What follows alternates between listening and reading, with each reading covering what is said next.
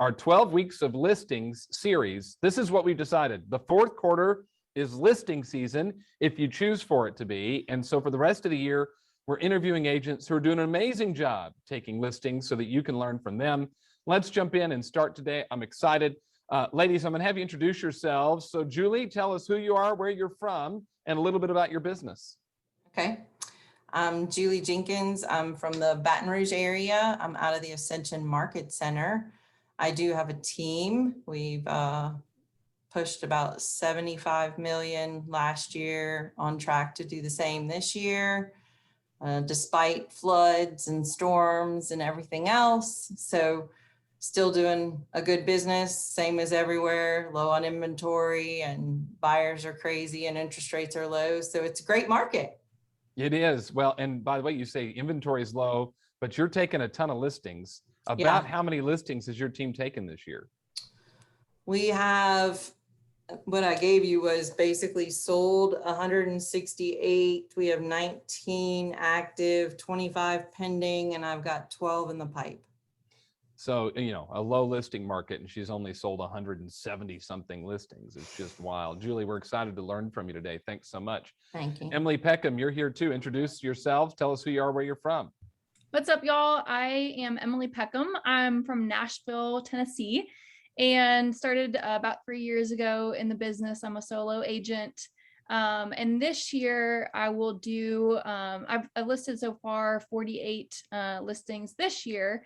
A large portion of the business that I do is working with for sale by owners. Last year I sold about 103 homes, and 70 of those were listings, and 55 of the 70 were for sale by owners. Yeah, so what we have today for you is two agents that run businesses that couldn't be more opposite. And so that's where you can kind of decide and learn from them. Success comes in many ways, and you can learn what's the best strategy for you. And I always like to remind people, whenever we're talking about lead generation, and especially on a day we're talking about for sale by owners, man, is it really important that you follow the Telephone Consumer Protection Act, the TCPA, and that you're following all the rules and the do not call list and all the stuff from your market center. And Emily does that. And Julie doesn't really have to worry about that because she's working mostly in her database. But see, you got two different ways to look at the business, and I'm excited about it today. Julie, let's start with you, because you have, you told me before that all of this listing stuff really comes from kind of two main sources, right? You're focused on your sphere, and then you've got some other strategies too. Tell us a little bit about your key strategies, Julie, on you finding listings. So I've been in the business a little bit longer than Emily. So since about 2004, and I started as a flipper, was also an investor. So I own multiple properties, and it just seemed to be a niche that we've basically created or carved into. And it's more areas where I'm heavily invested, clearly, and I have multiple properties. I've become active in my homeowners association, if not the sitting president, but I've also farmed those neighborhoods for consistently year over year over year. And so those are properties in that particular zone, and it has constant turnover. So I know that it's a good market for me, and I know that it's going to be a constant source of referrals.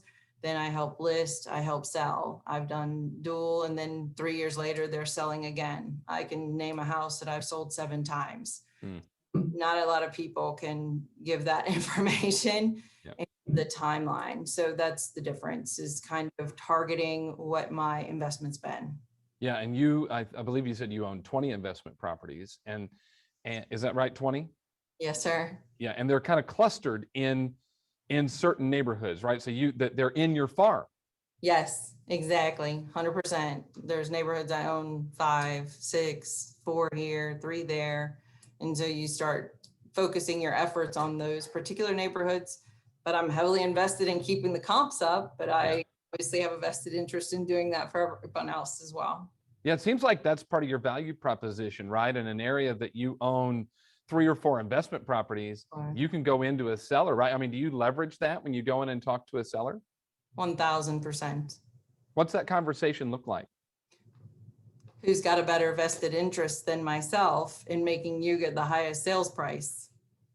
I want the comps to be up. I want the comps to be right there. You're protecting my sales value as much as I'm protecting yours. It seems like a really genius plan. And then you said you said, and we're going to talk your farming strategy in just a minute, but one thing you said was you're on the HOA, you're the HOA president, I think, for your neighborhood. How Correct. important is that to stay connected to what's going on in your own neighborhood that you live in?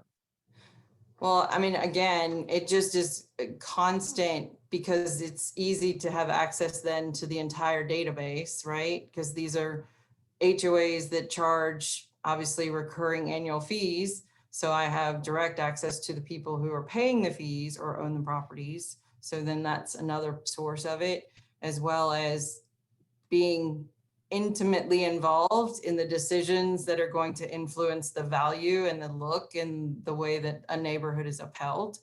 That, again, protecting my investment, Yeah. it helps in a lot of different facets of this. You know, I heard Gary Keller say one time that the first question an agent should ask when they go on a listing appointment is, do I want to buy this house? And you only list the ones that you don't want to buy. Is that kind of your attitude when you go into a listing appointment? Or you're first going, do I want to buy this one? And if I don't want to buy it, I'm going to list it? I have done that quite a few times, James.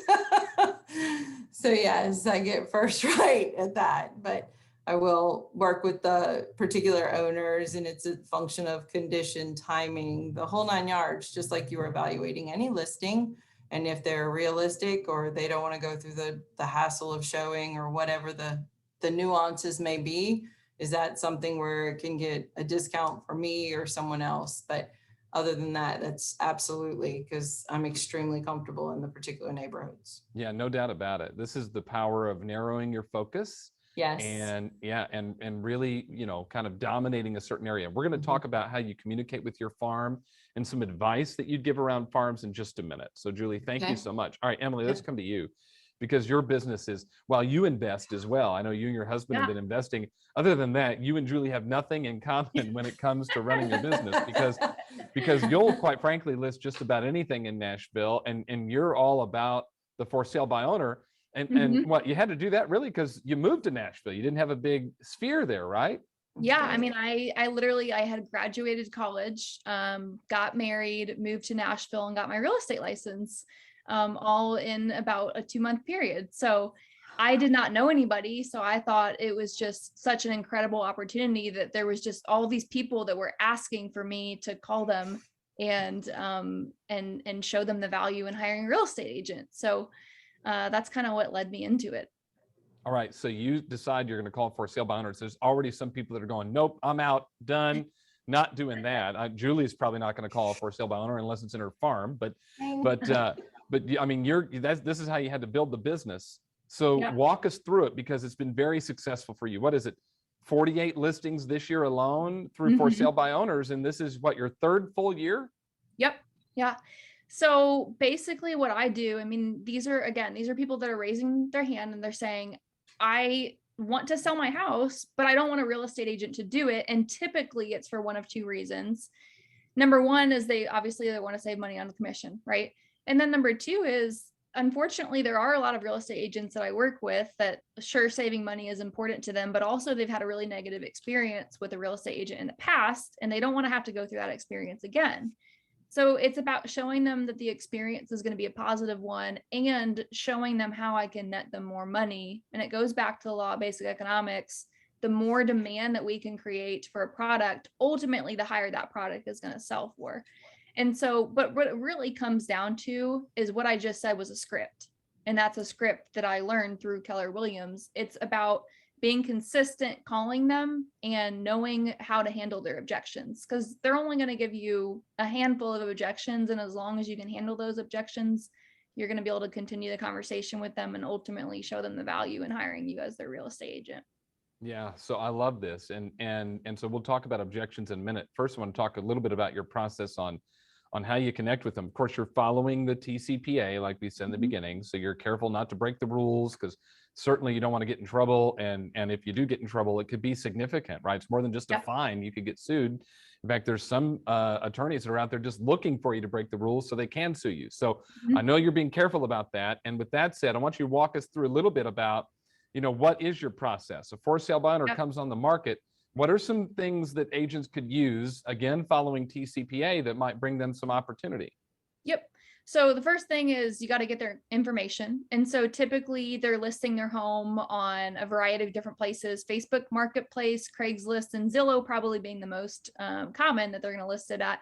Scrubbing that list through the do not call out to them.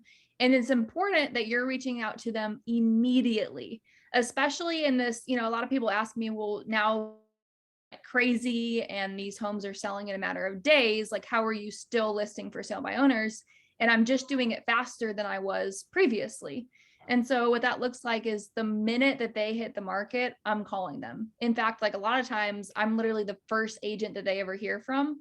And I know that if I set the appointment that morning and I go on the appointment that evening, I'm 70% more likely to go to get that listing. So it's about being quick and getting them on the phone immediately.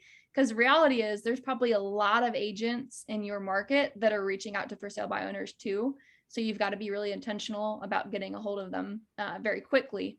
And then if you want to, we can get into, what's the actual scripting that I use and what are some of the follow-up tools. But I think that's number one is. Yeah, well, that's what I want to talk about, because you're doing some stuff to set yourself apart. So what are some of the things, especially maybe after you've gotten an appointment, or sometimes it might be somebody that says, hey, check back in with us. You've got some really creative follow-up strategies. Tell us a little bit about those. Yeah. So the first thing that I do when I get off the phone with a for sale by owner is I'm going to send them my contact card that's completely filled out with all my information. And it says Emily Peckham -realtor. And I say, hey, please go ahead and save my contact card, because there's going to be a lot of real estate agents that are reaching out to you. And when I follow up with you, I want you to know that's me and not one of the other crazy real estate agents who's calling.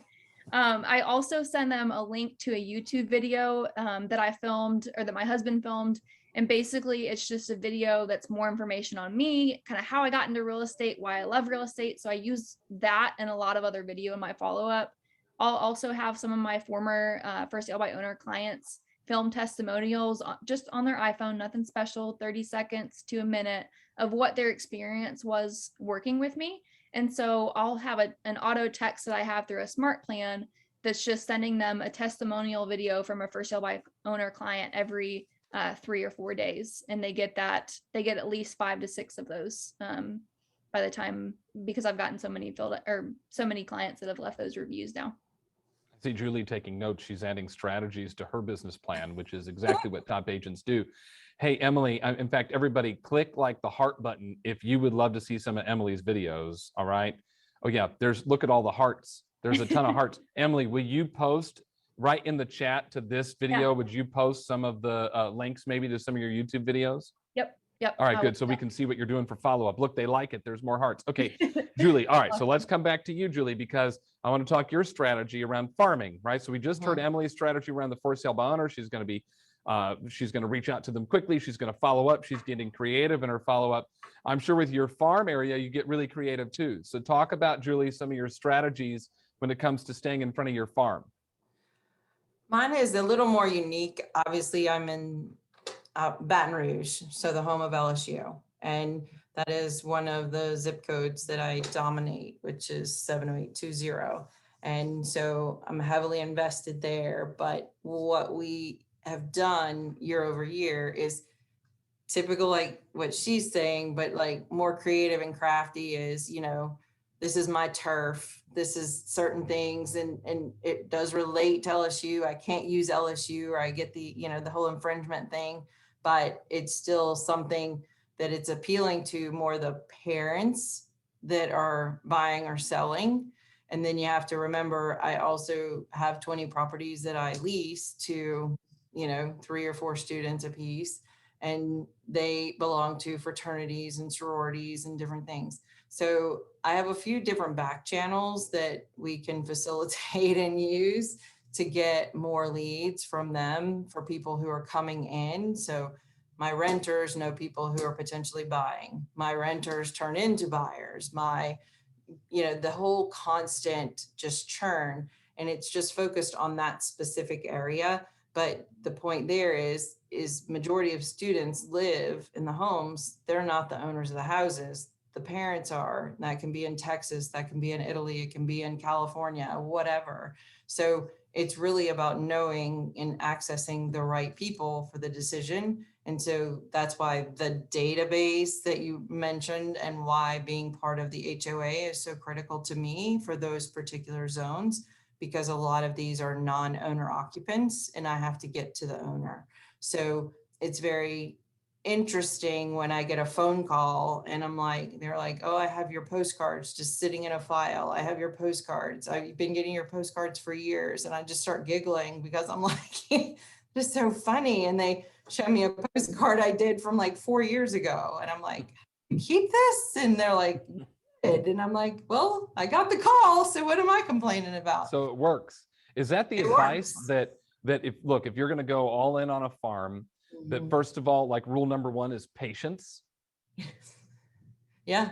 and is what rule number two consistency? 100% consistency. Okay, so talk a little bit about it, because first of all, most of yours you're telling me are non-owner occupied, because these are investors. Maybe they Yeah. bought when their kid was coming to LSU and then Yeah. they've kept it or something like that. So you've got to do the research. What are you using, tax records from the county or something like that, or the parish, excuse me, Louisiana, to find the data, whatever you're doing there. Is that what you're doing to find the data? HOA, baby. Oh, the HOA. That's why you're on the HOA. See, watch Emily, it all comes together eventually. We finally figure it out. So the strategy is be part of the HOA and own Right. investment property in that neighborhood. Now you have the contact information for the non-owner occupied people, That's right. and then you're sending them stuff. Tell us what you're sending and how often. It's there's different times and different things and different opportunities. So you can send like email blasts like, hey, it's getting ready to be a student break. It's kind of like a newsletter supplement. Do this, tell the kids to lock the doors, lock the windows, this, that, and the other. They're gonna be gone. Hey, don't turn the heat off in the winter. Like this can happen. And these are some of the things that are typical to these houses, and do this or do that. So it's kind of tips and tricks and things to think about that you're not thinking about because it's not the house you live in. So it's some of that, but it doesn't go, it goes to the owner, not the kid. The kid will never get it to the parents. Right. The parents can tell them to do this, right? So I can take what could be a potentially small problem versus letting it create itself to be a bigger problem.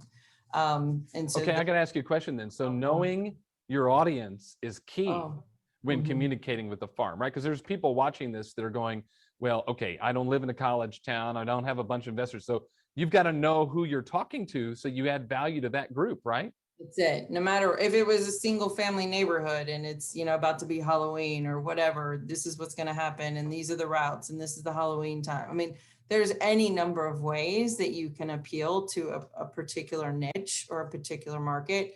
It's what are the demographics for that neighborhood? What is important to these people? Communicate effectively to those people.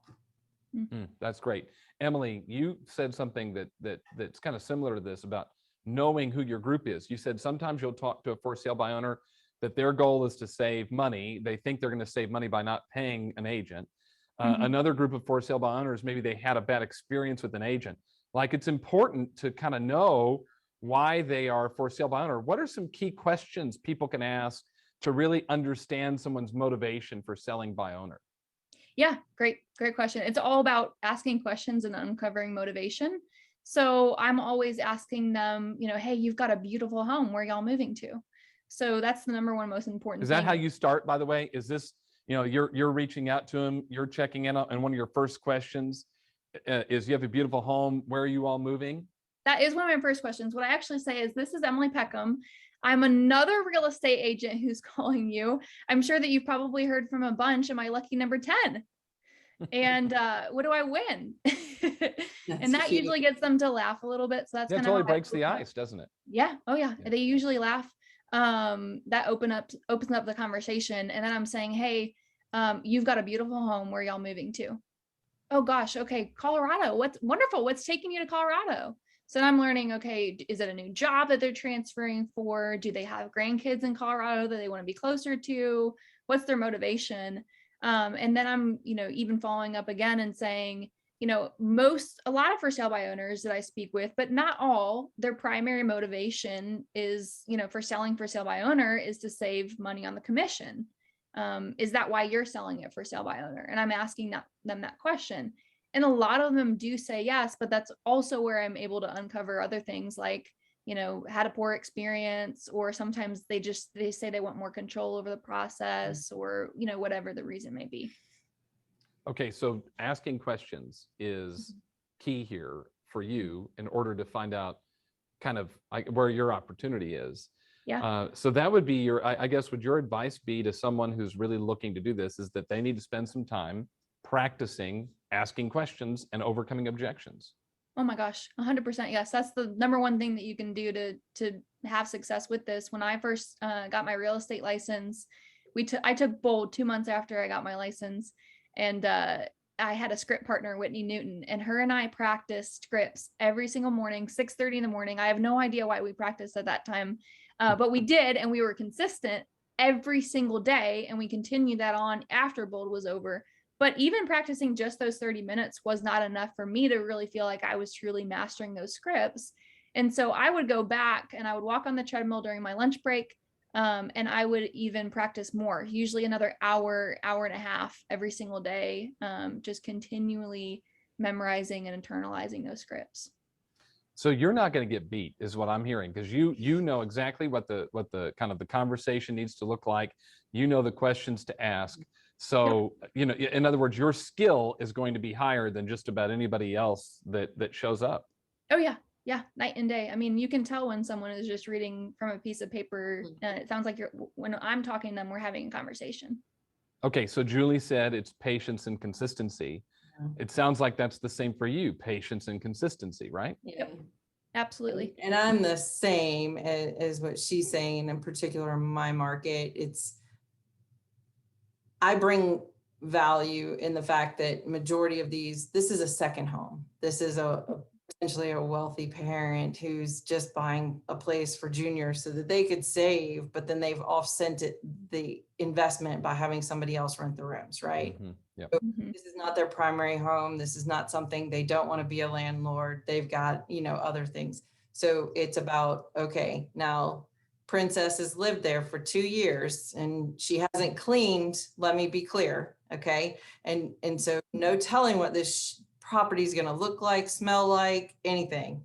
So I'm like, I'm going to go see, we're going to basically take care of it. I'm going to give you the list of the things that have to happen. These are going to be what we're going to get done, but I have the resources to get it done. So it's probably more of the full service. So it's like, if you want a discount broker, I'm not your girl. If you want me to take things from basically this step all the way to closing, and I never have to see you, you don't have to come in or do anything, I got you.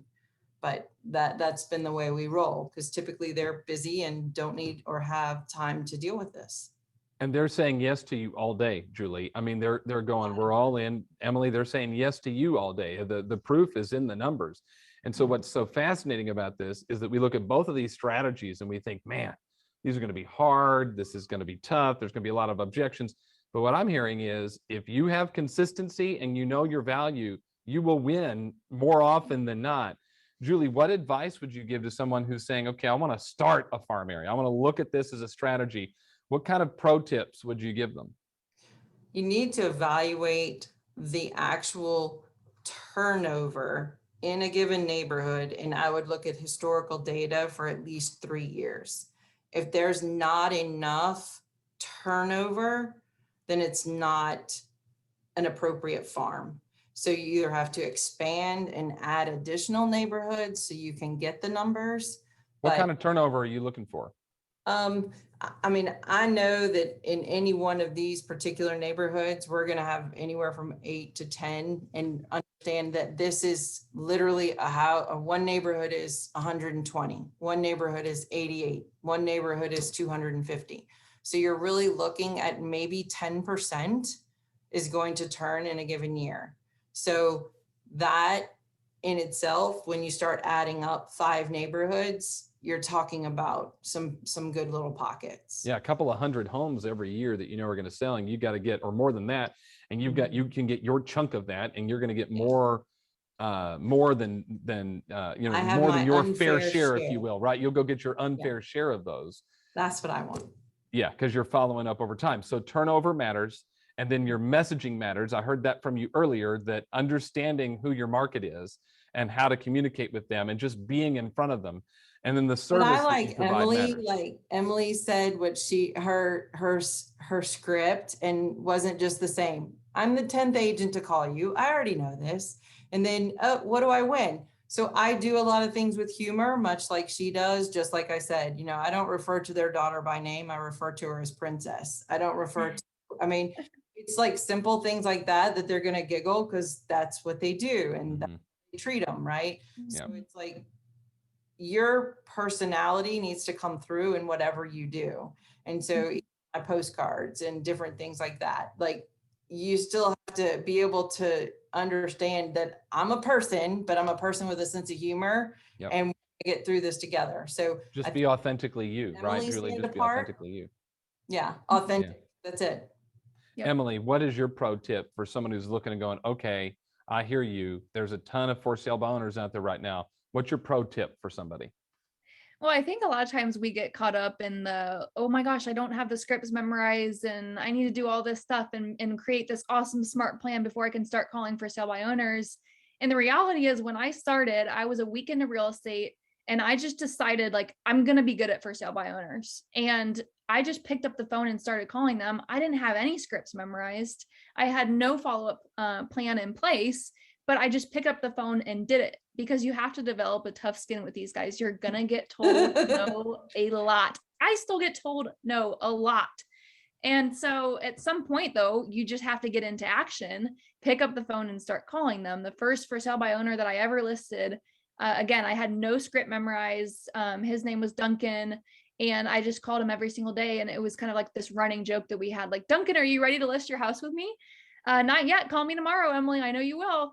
And so the next day I would call him and say the same thing over and over again. And sure enough, after about 2.5 weeks, he said, I'm tired of hearing from you every day. Just list my house. And so that would be the number one thing, is just get used to being told no and start picking up the phone and calling, get into action. Well, you hear no a lot, but you know what else you hear a lot? Yes. Yes, Mhm. right. You hear yes a lot too. Okay, I love it. This has been great. All right, we're up against the clock, so let's put a bow on it. Emily, final thoughts. What's the final thing you want to share with everyone watching? By the way, if you liked it, would you do me a favor and click the heart or I don't know, the thumbs up? They have the one with the little party hat. Click something so that we know that you loved it.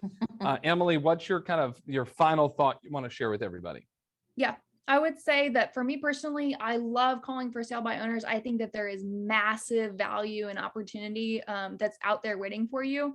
But no matter what you choose to do, whether you want to farm like Julie, or whether you want to call for sale by owners like me, you're going to have to know your scripts. You're going to have to get into action and have those things memorized so that no matter what objection somebody has, because there's always going to be an objection to working with you. Not always, but a lot of times, that you know how to handle them. So I think the number one thing you can do as an agent is have those conversations over and over again and really practice them. It's just daily practice. And we've got lots of places for you to do that here in Pivot Shift Ahead, right? You've got several different objection and conversation practice calls that have popped up. And so, Emily, great advice. Julie, what's the final message that you want to share with everybody as we wrap up? I would say that just because I choose to do this because of being an investor, again, pick a neighborhood that you want to invest in. Pick something or an area that you want to focus in. Like Emily, she said, I'm going to be good at for sale by owners. Pick a neighborhood and say, I want to dominate that neighborhood. If no one else is dominating it, then no other agent owns it. Go for it. So at that point, then look at your market share and target, can I acquire market share and consistently improve my market share over time? That's where I would go. Great stuff. Ladies, what a great session today. Thank you so much for taking the time out of your busy schedules. You only each list like a house a day. So thank you for taking time out for us today. We appreciate it. Everybody watching, show them some love by sharing your favorite aha in the chat. This is great stuff. We'll be back next week. It's 12 weeks of listings to wrap up the year. It is listing season if you choose for it to be. Go out and take some. Thanks for being with us today, everybody. Bye-bye.